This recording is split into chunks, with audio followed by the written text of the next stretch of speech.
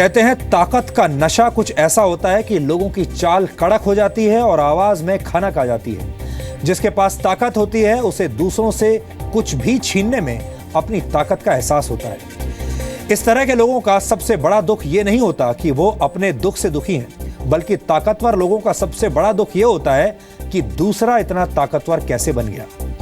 इन दिनों दुनिया की दो सबसे बड़ी शक्तियों के बीच ताकत और जोर आजमाइश का एक ऐसा ही खेल चल रहा है।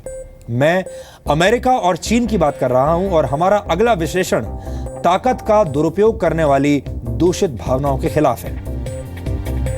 आप में से कई दर्शकों को यह नहीं पता होगा कि दुनिया के सबसे ताकतवर इंसान माने जाने वाले यानी अमेरिका के राष्ट्रपति बराक ओबामा की इंटरनेशनल बेइज्जती हाल ही में हुई है और उनकी बेइज्जती भारत के पड़ोसी चीन ने की है। जब अमेरिका के राष्ट्रपति बराक ओबामा G20 सम्मेलन में शामिल होने के लिए चीन के हांगझोउ हवाई अड्डे पर पहुंचे तो उनके लिए ना तो रेड कार्पेट बिछाया गया और ना ही उनके उतरने के लिए सीढ़ियों का इंतजाम किया गया था। और तो और बराक ओबामा को विमान के पिछले दरवाजे से उतरना पड़ा। चीन के सुरक्षा अधिकारियों ने व्हाइट हाउस के प्रेस डिपार्टमेंट के सदस्यों के साथ साथ अमेरिका के NSA यानी नेशनल सिक्योरिटी एडवाइजर को भी नहीं छोड़ा और उनके साथ भी बदतमीजी की। आपको बता दूं कि अमेरिका के पत्रकार बराक ओबामा के साथ एयरफोर्स 1 में ही सफर करते हैं और राष्ट्रपति के प्लेन से उतरने की तस्वीरें लेने के लिए पहले से ही एयरपोर्ट पर इकट्ठा हो जाते हैं, यानी वो राष्ट्रपति से पहले उतर जाते हैं ताकि वो राष्ट्रपति की तस्वीरें ले सकें प्लेन से उतरते हुए। हांगझोउ एयरपोर्ट पर भी ऐसा ही हुआ। रनवे पर अमेरिकी पत्रकार खड़े हुए थे, लेकिन उनमें से कुछ पत्रकारों ने जब बैरिकेडिंग तोड़कर आगे जाने की कोशिश की तो चीन के सुरक्षा अधिकारी नाराज हो गए। जब व्हाइट हाउस के एक अधिकारी ने चीन के सुरक्षा अधिकारियों से बात की और उन्हें बताया कि ये प्रोटोकॉल का उल्लंघन है तो चीन के अधिकारियों ने उन्हें ये कहते हुए हैरान कर दिया कि ये हमारा देश है और ये हमारा एयरपोर्ट है। ये घटना बराक ओबामा की मौजूदगी में हुई। हालांकि उस वक्त बराक ओबामा डिप्लोमेट्स और चीन के अधिकारियों से हाथ मिला रहे थे। बाद में अमेरिका के सीक्रेट सर्विस एजेंट्स ने बीच बचाव किया और तब जाकर यह मामला शांत हुआ। बाद में बराक ओबामा ने इस मामले को लेकर चीन की खिंचाई करते हुए कहा कि इस घटना से पता चलता है कि दोनों देशों के नैतिक मूल्यों में कितना अंतर है।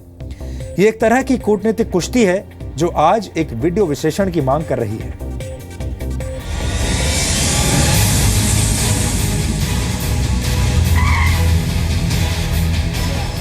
चीन के हांगझोउ में दुनिया के सबसे सुरक्षित विमान एयरफोर्स 1 की लैंडिंग होते ही अमेरिकी राष्ट्रपति बराक ओबामा की इंटरनेशनल बेइज्जती हो गई। G20 समिट के लिए बड़े बड़े देशों के प्रधानमंत्री और राष्ट्रपति चीन पहुंचे। प्रधानमंत्री नरेंद्र मोदी, ऑस्ट्रेलिया के PM मैल्कम टर्नबुल और ब्रिटेन की प्रधानमंत्री थेरेसा मे, सभी राष्ट्राध्यक्षों को रेड कारपेट वेलकम मिला। इनके स्वागत में लाल कालीन वाली सीढ़ी लगाई गई थी, लेकिन ओबामा के लिए रेड कारपेट वाली सीढ़ी नहीं लगाई गई। हांगझोउ में हवाई अड्डे पर उतरने के बाद एयरफोर्स 1 रुका रहा। बाहर राष्ट्रपति का काफिला मौजूद था। सभी राष्ट्रपति बराक ओबामा का इंतजार कर रहे थे, लेकिन इंतजार के बाद भी जब रेड कारपेट वाली सीढ़ी नहीं आई तो प्रेसिडेंट एयरफोर्स 1 में बनी एक सीढ़ी से नीचे उतरे।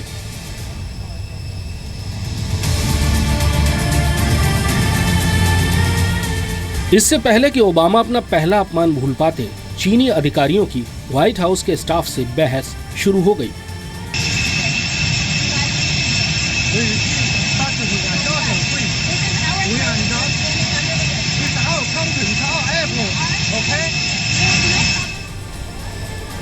राष्ट्रपति के विमान में ही कई पत्रकार उनके साथ अमेरिका से आए थे और वो सभी चीन की धरती पर अपने अंतिम टूर पर पहुंचे ओबामा की तस्वीरें लेना चाहते थे, लेकिन चीन के सिक्योरिटी गार्ड्स ने उनको विमान के नीचे खड़े होने की इजाजत नहीं दी।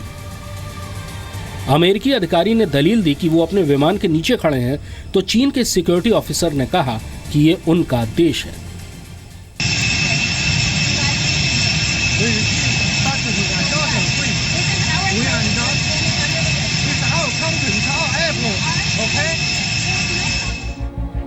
एक तरफ ओबामा प्लेन से नीचे उतर रहे थे और दूसरी तरफ चीन और अमेरिकी अधिकारियों में झगड़ा हो रहा था। अमेरिका की नेशनल सिक्योरिटी एडवाइजर सुजन राइस ने मामले में दखल देने के लिए राष्ट्रपति ओबामा के पास जाने की कोशिश की, तो इसी चीनी अधिकारी ने उन्हें रोक दिया।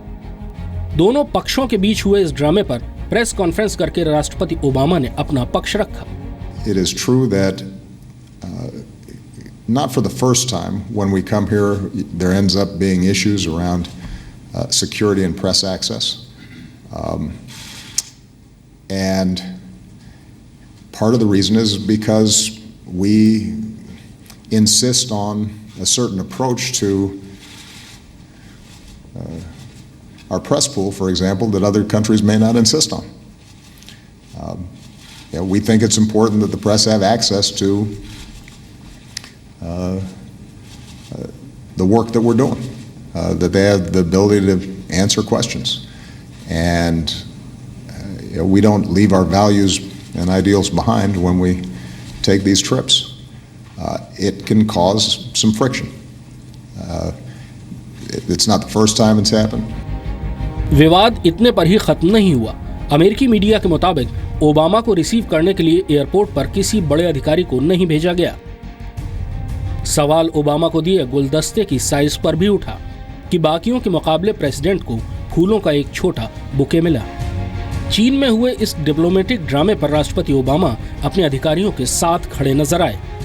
But the one thing I will say is we don't make apologies for pushing a little bit harder when it comes to press access, and that's been the case from my very first state visit here. And we don't always get everything that we'd like to see, but we think it's important for us to at least stand up for those values. ये पहला मौका नहीं है, इससे पहले भी Obama के साथ ऐसा हो चुका है। साल 2009 में ओबामा जब पहली बार चीन यात्रा पर आए थे, तब चीन ने टाउन हॉल मीटिंग का टेलीकास्ट करने से इनकार कर दिया था। इस मीटिंग में कम्युनिस्ट पार्टी के समर्थक मौजूद थे। पूरे मामले पर ओबामा की तरह ना तो शी जिनपिंग ने कोई बयान दिया और न ही सफाई देने के लिए किसी अधिकारी ने प्रेस कॉन्फ्रेंस की। चीन के विदेश मंत्रालय ने कहा कि अमेरिकी डेलीगेशन ने रोलिंग रेड कारपेट सीढ़ी लेने से मना कर दिया था। जिस सीढ़ी का इस्तेमाल ओबामा ने किया वो ऑटोमेटिक सीढ़ी एयरफोर्स वन में ही लगी हुई है और इसका इस्तेमाल तब किया जाता है जब प्रेसिडेंट अफगानिस्तान जैसे देशों में जाते हैं। यहाँ खतरा बहुत ज़्यादा होता है, लेकिन चीन जैसे किसी देश में इसका इस्तेमाल शायद पहली बार किया गया है। So I wouldn't overcrank the significance of it because, as I said, that this is not the first time that these things happen, and it doesn't just happen here. It happens in a lot of places, including, by the way, sometimes our allies. Part of it is we also have a much bigger footprint than a lot of other countries, and we got a lot of planes and a lot of helicopters and a lot of cars and a lot of guys, and if you're a host country, sometimes it may feel a little bit much. बाद में G20 summit से पहले Obama और Jinping की मुलाकात हुई तो दोनों ने मुस्कुराकर हाथ मिलाया। हालांकि दोनों नेताओं की मुस्कान के पीछे एक खिंचाव भी था। ब्यूरो रिपोर्ट, जी मीडिया। वैसे यहां पर आपको याद दिला दें कि चीन में प्रेस पर पाबंदी एक आम बात है। चीन की कम्युनिस्ट पार्टी अपने पॉलिटिकल एजेंडे को आगे बढ़ाने के लिए मीडिया को एक टूल के रूप में इस्तेमाल करती है। वहां पत्रकारिता को सख्ती से कंट्रोल किया जाता है, मीडिया पर सख्त कंट्रोल है और अक्सर चीन के खिलाफ जाने वाले मुद्दों की रिपोर्टिंग को सेंसर कर दिया जाता है। चीन में बाहर से आने वाले मीडिया कर्मियों पर कड़ी नजर रखी जाती है और उन्हें सरकार की इजाजत के बाद ही न्यूज या किसी दूसरे शो की शूटिंग करने की इजाजत मिलती है, जो बहुत मुश्किल काम है। जबकि राष्ट्रपति ओबामा के साथ आया मीडिया कर्मियों का दल काफी बड़ा था और एक लोकतांत्रिक देश होने के नाते अमेरिका में मीडिया को काफी आजादी मिली हुई है और शायद वहां के मीडिया को लगा कि चीन में भी उनके साथ वैसा ही सलूक होगा जैसा अमेरिका में होता है, लेकिन उन्हें दिन और रात का अंतर पता चल गया। भारत में भी मीडिया काफी स्वतंत्र माना जाता है, लेकिन चीन और पाकिस्तान जैसे देश अक्सर अपने एजेंडे को आगे बढ़ाने के लिए दूसरे देशों के राष्ट्राध्यक्षों और नेताओं को नीचा दिखाने की कोशिश करते हैं और इसके लिए वो मीडिया सेंसरशिप का सहारा लेते हैं। और आपको याद ही होगा, कुछ दिन पहले पाकिस्तान ने भी सार्क सम्मेलन में भारत के गृह मंत्री राजनाथ सिंह के भाषण का टेलीकास्ट नहीं होने दिया था और पाकिस्तान के अधिकारी भी चीन के अधिकारियों की ही तरह भारतीय मीडिया कर्मियों से उस वक्त भिड़ गए थे और उन्हें कवरेज की इजाजत नहीं दी थी। कुल मिलाकर जो कुछ भी हुआ वो दो बड़ी ताकतों का टकराव था और इस टकराव में अमेरिका का मीडिया पिस गया।